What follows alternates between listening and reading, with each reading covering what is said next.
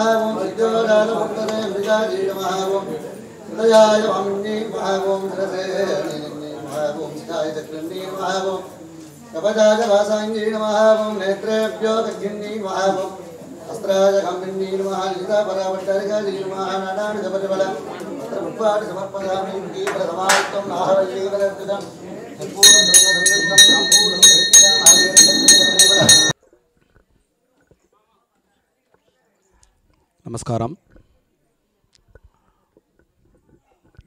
அனைவருக்கும் இனிய நல் மாலை வணக்கங்கள். வாய்ஸ் ஆடிபிளாக இருக்கா? கொஞ்சம்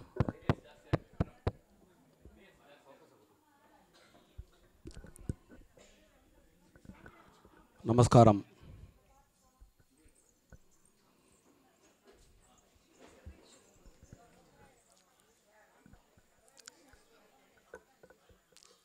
சரியா இருக்கா?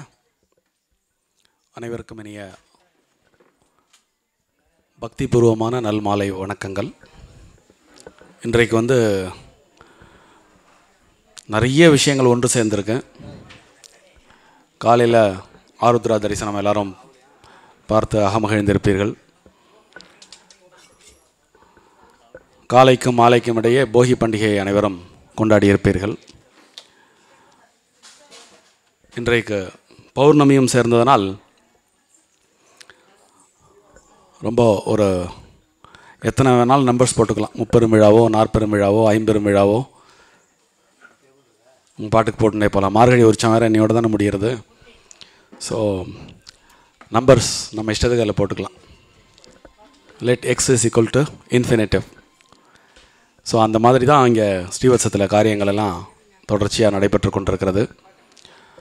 இன்றைக்கு இந்த அற்புதமான நன்னாளில் ஸ்ரீவத்சவாசிகளில் சிலர் மனமும் அம்பாளுக்கு ஒரு அற்புதமான கவசம் சாற்றியார் அழகு பார்க்க வேண்டும் என்று விருப்பப்பட்டு மிகவும் அற்புதமாக அப்படி ஜொலிக்கிற அப்படி அம்பாள். அகிலாண்ட கோடி பிரம்மாண்ட நாயகின்னு ஒரு நாமம் உண்டு லலிதாம்பாளுக்கு. அப்படி சின்னதாக இருந்தால் கூட இந்த ஆபரணத்தை போட்டுட்ட உடனே அப்படியே ஜாஜ்வல்யமாக அப்படியே ஜொலிச்சுட்டு இருக்கா அம்பாள். இந்த அருமையான நன்னாண்டில் உங்களுடன் இதை பார்த்த உடனே இந்த கரும்பு வில்லோட சேர்த்து அம்பாலை பார்த்த உடனே நிறைய நினைவலைகள் அப்படியே அடிச்சுக்கிட்டு அப்படியே முட்டி மோதி வந்துட்டுருக்கு. அப்படியே எண்ணிய முடிதல் வேண்டும், நல்லவே எண்ணல் வேண்டும், திண்ணிய நெஞ்சம் வேண்டும், தெளிந்த நல் அறிவு வேண்டும் என்ற பாரதியின் வரிகளை தியானித்து இன்னைக்கு அம்மையப்பர்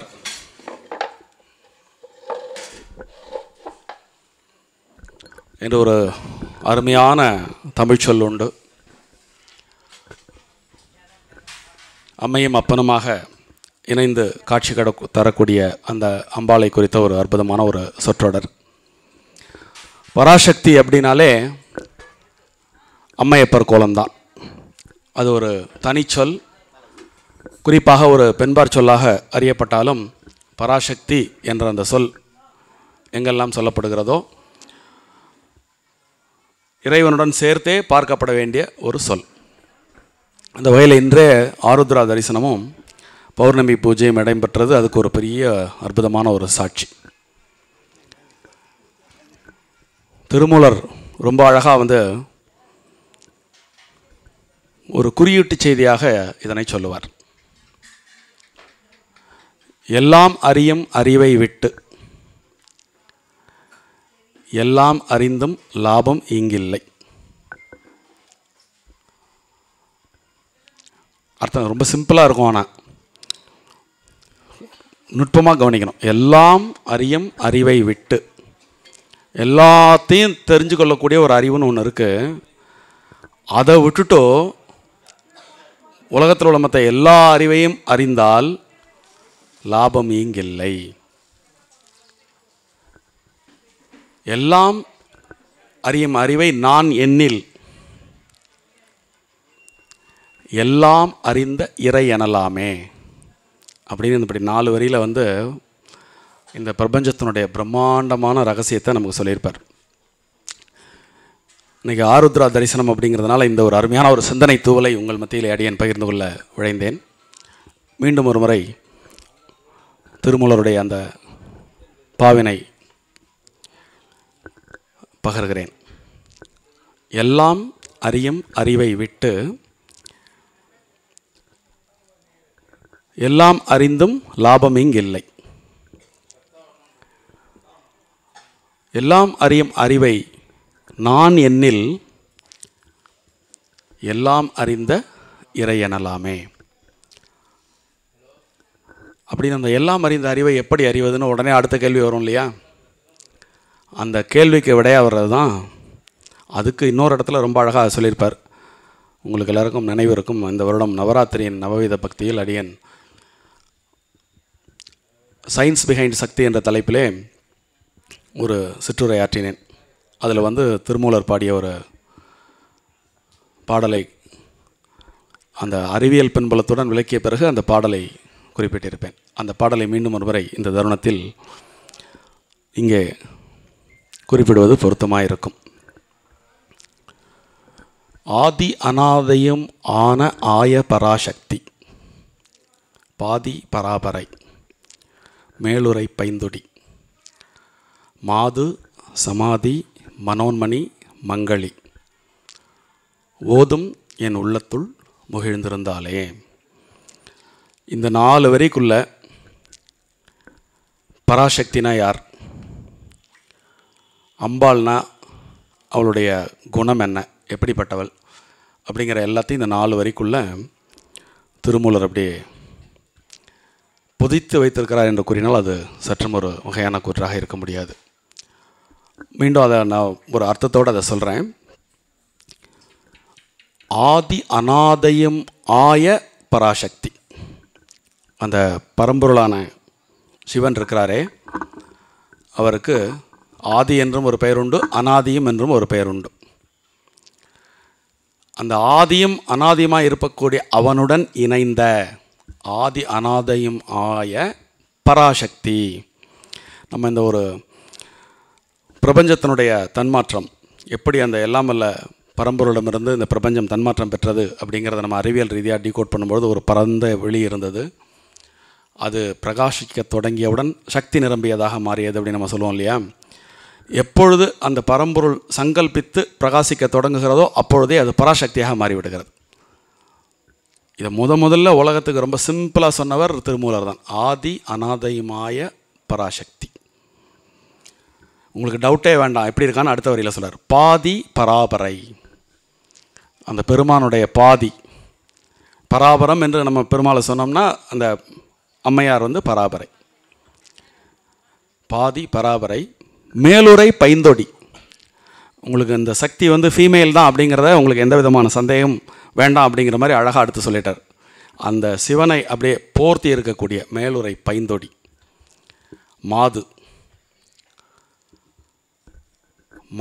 மனோன்மணி, அதாவது அந்த அந்த ஸ்டேஜ் இருக்குது பாருங்க. அந்த மாது எப்படி இருக்கிறாள் என்றால் அந்த ஆதிக்கு இணையாக இருக்கிறாள் சமாதி. அத்தகைய அந்த பராசக்தியாகிய மாது ஆதியுடன் சமமாக இருப்பதால் சமாதியாக இருக்கிறாள். மாது சமாதி. மனோன்மணி, நம்ம எல்லாரும் அந்த பிறவியை பெற்று பல பிறவிகளில் குவித்து வைத்திருக்கக்கூடிய பாவ புண்ணிய கணக்குகளை தீர்க்க வேண்டுமென்றால் இந்த மனோன்மணி என்ற நிலையை அடைந்த பிறகுதான் சமாதியை பெற்று சமாதியிலிருந்து பராசக்தியாகி பராசக்தியிலேருந்து அந்த பரத்தை போய் நோக்கி போக முடியும். மேலேருந்து எப்படி கீழே வந்த ப்ராசஸ் திரும்ப அப்படியே மேலே போக வேண்டிய ப்ராசஸாக அது அமையும். அந்த மனோன்மணி எப்படி இருக்கிறாள் என்றால் மங்களியாக இருக்கிறாள். இந்த உலக உயிர்கள் எல்லாவற்றையும் காப்பதற்காக சங்கல்பம் பூண்டு அவர்களை துயரத்திலிருந்து எடுத்து அந்த பரத்தை அடைவதற்கு உதவி செய்யக்கூடியவளாக இருக்கிறாள். இந்த இடத்துல நாமளே எப்பொழுது அப்படிங்கிற ஒரு கேள்வி கேட்கணும். ஓதும் என் உள்ளத்து முகிழ்ந்திருந்தாலே, எப்போ நீங்கள் அவளை நினச்சி தவம் பண்ணி கொண்டிருக்கிறீர்களோ அப்பொழுது அவள் உங்கள் உள்ளத்திலே முகிழ்ந்து இந்த ப்ராசஸெல்லாம் கொண்டு வந்து உங்களுடைய பாவ புண்ணிய கணக்குகளாம் நேர் பண்ணி அந்த சமாதி நிலைக்கு சென்று அந்த பரத்துடன் நம்மளை ஐக்கிய பண்ணக்கூடிய ஒரு வேலையை செய்யக்கூடிய ஒரு தேவியாக அவள் இருக்கிறாள் அப்படின்னு திருமூலர் சொல்லுவார். இன்றைக்கி இந்த காட்சியை கண்டவுடன், கரும்புகளுடன் கூடிய இந்த காட்சியை கண்டவுடனே திடீர்னு இங்கே வந்து எனக்கு தோணித்து, இன்றைக்கி இப்போ இருக்கக்கூடிய நேரத்தில் லலிதாம்பாள் புராணத்தை முழுமையாக சொல்ல முடியாது, ஆனால் இன்றைக்கி தொடங்கிடலான் இருக்கேன். இன்றைக்கி தொடங்கி கொஞ்சம் சொல்லிவிட்டு ஒரு 4 எபிசோடாக அதை முடிச்சுடலாம் அப்படின்னு தோன்றுறது எனக்கு. சொல்லலாமா? சரி. கரும்புவில் பார்த்த உடனே அந்த கதை ஞாபகம் வந்துடுது. நம்ம கந்தபுராணம் நம்முடைய பிரேமிகேந்திர அரங்கிலே ஒரு 2 ஆண்டுகளுக்கு முன்பு அடியேன் தொடர்ச்சியாக ஒரு 10 நாள் கூறியது உங்கள் அனைவருக்கும் நினைவிருக்கும். அந்த கந்தபுராணம் ஆரம்பிக்கக்கூடிய காட்சியே கைலாயத்தில் ஆரம்பிக்கும், மன்மத தகனத்தோடு ஆரம்பிக்கும். அது நமக்கு வந்து 18 புராணங்கள் உண்டு. பிரம்ம புராணம் தொடங்கி பிரம்மாண்ட புராணம் வரைக்கும் 18 புராணம். பிரம்மாண்ட புராணத்தில் தான் பிரம்மாண்ட புராணத்தின் இறுதி பகுதியாகிய லலிதா உபாக்கியானம் அப்படிங்கிற பகுதியில் அம்பிகையினுடைய தோற்றம் வரலாறு முழுமையாக சொல்லப்பட்டிருக்கும். அதன் ஒரு அங்கமாகவே லலிதா சகஸ்ரநாமமும் வருகிறது. இந்த 14 புராணங்களில் விஷ்ணு சகஸ்ரநாமமும் லலிதா சகஸ்ரநாமமும் 14 புராணங்களில் இடம்பெற்றிருக்கிறது. ஒரு எப்பயுமே ஒரு நல்ல நாவல் அல்லது ஒரு திரைப்படம் அதோடைய கிளைமேக்ஸ் எப்படி இருக்கும்? பிரம்மாண்டமாக இருக்கும்ல. அந்த கிளைமேக்ஸை நோக்கி தான் ஒட்டுமொத்த நாவலும் பயணிக்கும் அல்லது ஒட்டுமொத்த திரைப்படமும் பயணிக்கும். அதுபோல் இந்த 18 புராணங்களில் அந்த 18வது புராணத்தினுடைய கடைசி பகுதியில் ராஜராஜேஸ்வரி பட்டாபிஷேகத்துடன் புராணங்களின் தொகுப்பு முடிவடைகிறது. சரி, தமிழில் நமக்கு எப்படி இந்த லலிதா சகஸ்ரநாமம் கிடைக்கப்பெற்றது அப்படின்னு பார்த்தா, அகஸ்திய மகரிஷி அவங்களுக்கெல்லாம் தெரியும். அவர் எப்பேற்பட்ட மகரிஷி, அவருடைய பராக்கிரமம் என்ன, அவரால் என்னெல்லாம் செய்ய முடியும் அப்படிங்கிறது நம்ம எல்லாருக்கும் தெரியும். ஏன்னா சாட்சாத் அந்த சிவபெருமானுக்கும் பார்வதிக்கும் கல்யாணம் நடக்கும் பொழுது உலகம் பூரா ஒரு இடத்துல குமிஞ்சு போனப்போ, இம்பேலன்ஸ் ஆனப்போ ஒரு பக்கமாக அப்படியே அழுந்த ஆரம்பிச்சிருத்தோம். அந்த மேருமலையே அப்படியே சகட மாதிரி பெறல போகக்கூடிய அந்த நேரத்தில் எம்பெருமான் நீ போ, புதிய மலையில் போய் நில்லு அப்படின்னு சொன்ன உடனே அவர் குறுமுனி தான். அவர் 3 அடிக்கும் குறைவாக இருப்பார். அவர் வந்து இங்கே புதிய மலையில் நின்ன உடனே அந்த ஒட்டுமொத்த வெயிட்டுக்கும் பேலன்ஸ் பண்ணக்கூடிய அளவுக்கு அப்போ அவருடைய அந்த கீர்த்தி, அந்த மூர்த்தி சிறிதானாலும் கீர்த்தி பெரிது அப்படிங்கிறது அகஸ்தியரை பார்த்து வந்த ஒரு பழமொழி தான். ஒரு ஆள் சின்னதாக இருந்தாலும் அவர் இந்த எப்பேற்பட்ட நிகழ்ச்சியில் அவருடைய கீர்த்தி பயன்பட்டிருக்கு அப்படிங்கிறத பாருங்க. ஸோ அப்பேற்பட்டவர் கவலைப்படுறார். எதை நினச்சி கவலைப்படுறார் அப்படின்னா, இந்த உலகத்தில் உள்ள மக்கள் எல்லாம் இப்படி அம்பாளையும் நினைக்காம, சிவனையும் நினைக்காம, பெருமாளையும் நினைக்காம, இப்படி புலன் வழி வாழ்க்கையில் உழன்று கொண்டிருக்கிறார்களே, இவர்களை எப்படி கரை தேற்றி விடுவது அப்படிங்கிறது அவருக்கு ஒரு கவலை. இந்த இடத்துல தான் நம்ம இந்த புராணங்களெல்லாம் கொஞ்சம் நுணுகி ஆராய வேண்டிய ஒரு தேவை நமக்கு இருக்குது. இப்பேற்பட்ட சக்தி படைத்தவர் அவரே யோசித்து ஒரு வழியை கண்டுபிடிக்கலாம்ல. அங்கே தான் இந்த இவர்களுடைய சரணாகதி அப்படிங்கிற ஒரு விஷயம் அவருடைய அறிவுக்கு புலப்படலை.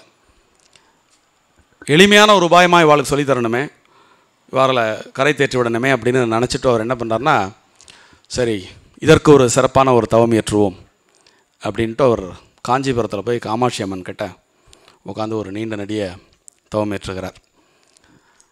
பொதுவாக இந்த லலிதா உபாக்கியானம் அப்படிங்கிற இந்த புராணத்தில் நிறைய வித்தியாசமான நிகழ்வுகளாக நடக்கும். பொதுவாக நம்ம என்ன இது வரைக்கும் புராணங்களெல்லாம் என்ன கேள்விப்பட்டிருப்போம், ஏதேனும் ஒரு தெய்வத்தை வேண்டி விரும்பி நீங்கள் தியானம் பண்ணினா அந்த தெய்வம் தானே பிரத்யட்சமாகும். இவர் காமாட்சி அம்மனை நினச்சி இவர் தியானம் பண்ணுறார் அகஸ்தியர். அவருக்கு காட்சி கொடுக்குறவர் ஹயக்ரீவர் காட்சி கொடுக்குறார். ஹயக்ரீவர் காட்சி கொடுத்து இவருக்கு ஒன்றும் பிரச்சனை இல்லை. இவருக்கு என்ன, ஒரு பிரச்சனையை குறித்து தவம் ஏற்றுகிறார், நமக்கு தீர்வு வேணும் அவ்வளோதானே. ரொம்ப இவருக்கு இன்னும் சந்தோஷம். ஹயக்ரீவர் யார் அப்படின்னு கேட்டேன்னா, இப்போ நீங்கள் எப்படி சைவத்தில் சிவனுடைய குரு ரூபம், சிவன் ஒரு ஆச்சாரியனாக மாற வேண்டுமென்றால் எடுக்கும் அவதாரம் தட்சிணாமூர்த்தி. அது மாதிரி மகாவிஷ்ணு ஆச்சாரியனாக மாற வேண்டும் என்று நினைத்தால் எடுக்கும் ரூபம் ஹயக்ரீவர். அப்போது அப்படிப்பட்ட ஹயக்ரீவரே முன்னாடி நின்னா அவருக்கு கசக்குமா? அதனால் ரொம்ப ஒரு சந்தோஷப்படுறார். அவரும் இவருடைய பக்தி, ஞானம், தவம் இதுக்கெல்லாம் அகமகிழ்ந்து உனக்கு என்ன வேணுமோ அதை என்னிடம் கேள் அப்படிங்கிறார். அவர் இப்போ சொல்கிறார், எனக்குன்னு தனிப்பட்ட முறையில் ஒன்றும் இல்லை சுவாமி, இந்த மாதிரி மக்கள் எல்லாம் இப்படி அஞ்ஞானத்தில் உழன்று கொண்டிருக்கிறார்களே, இவாளுக்கெல்லாம் பக்தி சொல்லி கொடுத்தாலும் சரி, ஞானம் சொல்லி கொடுத்தாலும் சரி, அஷ்டாங்க யோகம் சொல்லி கொடுத்தாலும் சரி, எல்லாராலையும் பார்க்க முடியல. ரொம்ப எளிமையாக இவங்களெல்லாம் கடை தேற்ற வேண்டுமென்றால் அதற்கு ஒரு உபாயம் வேண்டும். அந்த எளிமையான உபாயமாக நீங்கள் ஏதாவது சொன்னேன்னா அதை நான் எடுத்துகிட்டு போய் இந்த மக்களுக்கு பரப்பே வாழலாம் நற்கதிக்கு ஆளாக்குவேன் அப்படின்னு சொல்லி கேட்குறார். அப்போ அவர் முதல்ல மோகினி அவதாரத்தினுடைய கதையை சொல்கிறார் இவருக்கு. அதுக்கெல்லாம் ஒன்றுக்கு பின்னாடியும் காரணம் இருக்குது.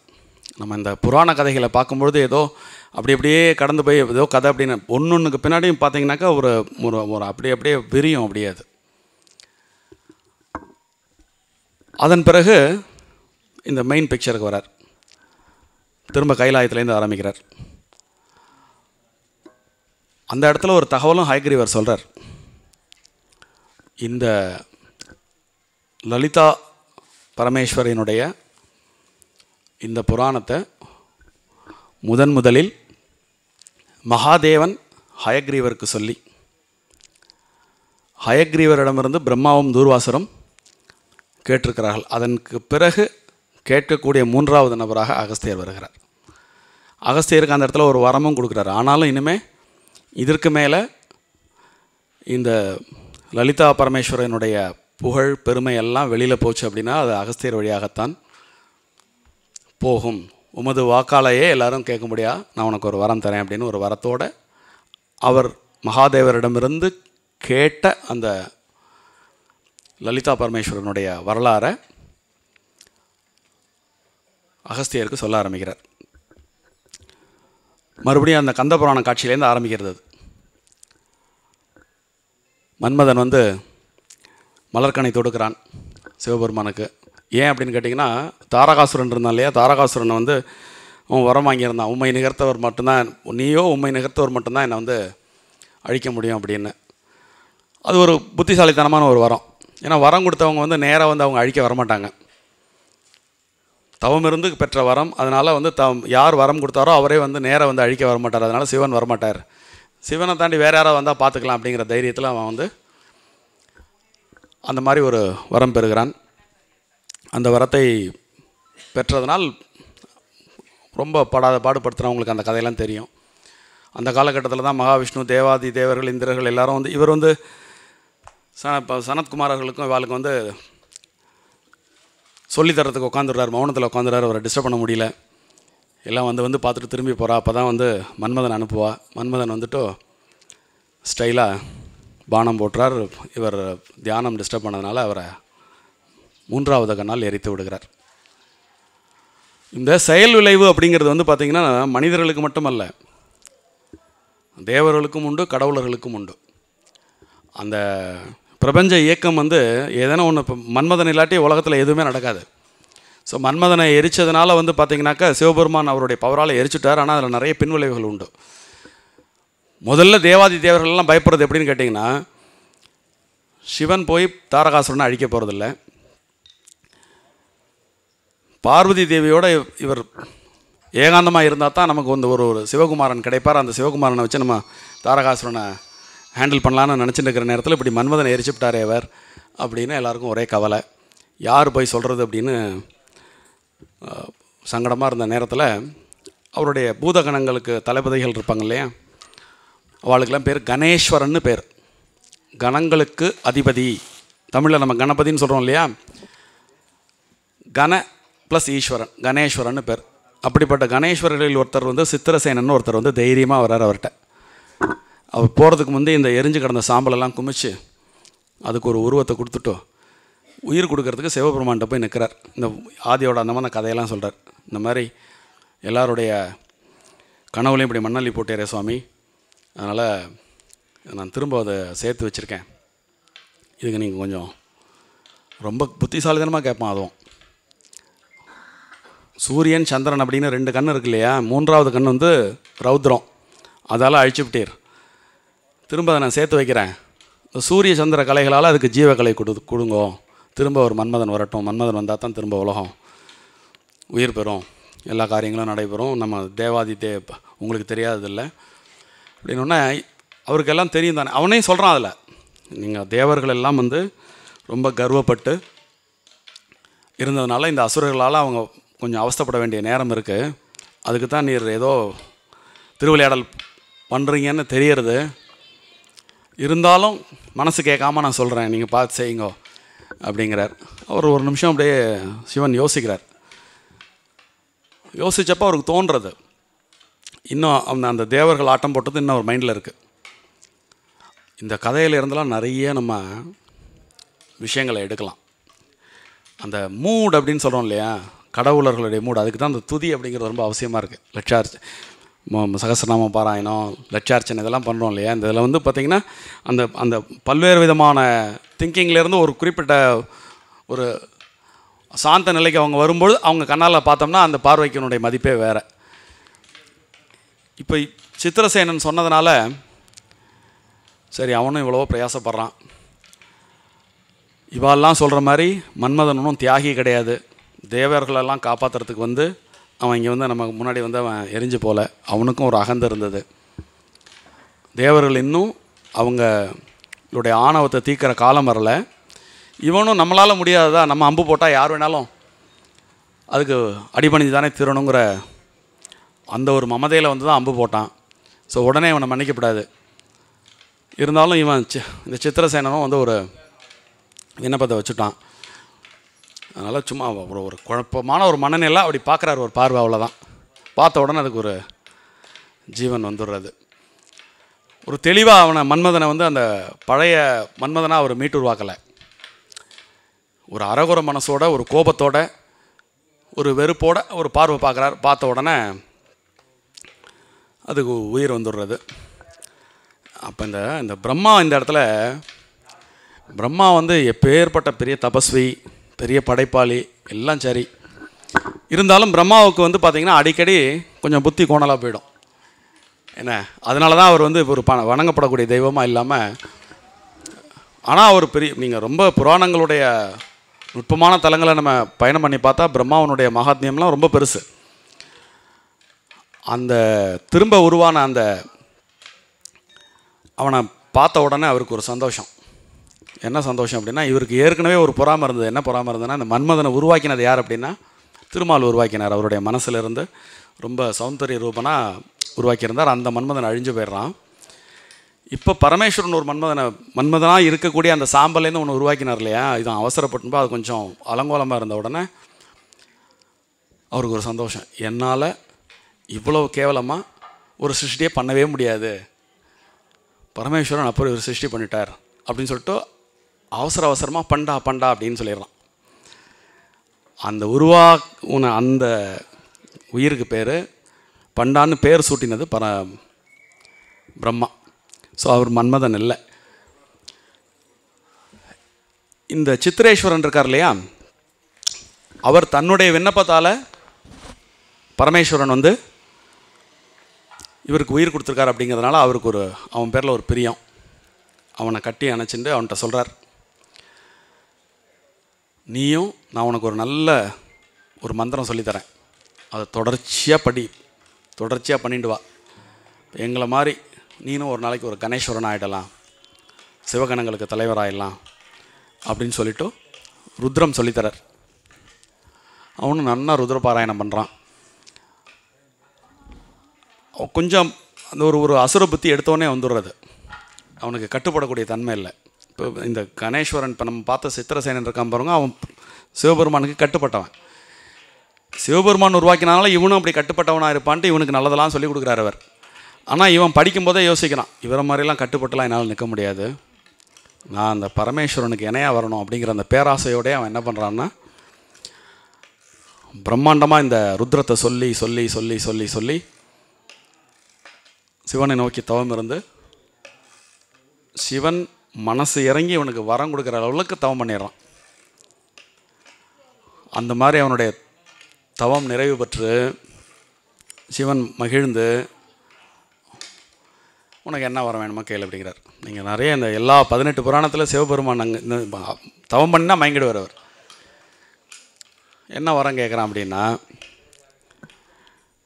நான் யாராலும் வெல்லப்படக்கூடாது. வாலி கேட்குற அதே வரம் கேட்குறான், என்னை எதிர்த்து யார் சண்டை போட்டாலும் அவங்களுடைய பலத்தில் பாதி எனக்கு வந்துடணும். வேற கொடுத்துட்றார். இதுக்கு பிறகு என்ன நடக்கிறது அப்படிங்கிறத அடுத்த எபிசோட்லேருந்து சொல்கிறேன். இவாளோட பிரார்த்தனை எல்லாம் ஸ்டீவர்ட்சம் ஃபேஸ் 2 கௌஸ்துபம் ரிட்டையர்மெண்ட் கம்யூனிட்டி நன்னா வரணுன்றது தான். ஆரோக்கியமும் சந்தோஷமும் தான் பெரியவாளுக்கு முக்கியம். அத கௌஸ்துபம் ரிட்டையர்மெண்ட் கம்யூனிட்டில நிச்சயமா நீங்க உணரலாம். நாயன்மார்கள் 4வரால் பாடப்பட்ட ஸ்தலம் இது. பட்டினத்தார் வாழ்ந்த ஊர். இப்படி பல சிறப்பு அம்சங்களை கொண்டதுதான் நம்ம திருவிடைமருதூர் ஸ்ரீ மகாலிங்க சுவாமி திருக்கோவில். திருவாரூர் தேரழகு திருவிடைமருதூர் திரு அழகுன்னு சொல்லுவா. அந்த திருவிடைமருதூர் ஸ்ரீ மகாலிங்க சுவாமி திருக்கோவில் பக்கத்துல 800 மீட்டர்ல அமைஞ்சதுதான் நம்ம கௌஸ்துபம் ரிட்டையர்மெண்ட் ட்ரெடிஷனல் கம்யூனிட்டி.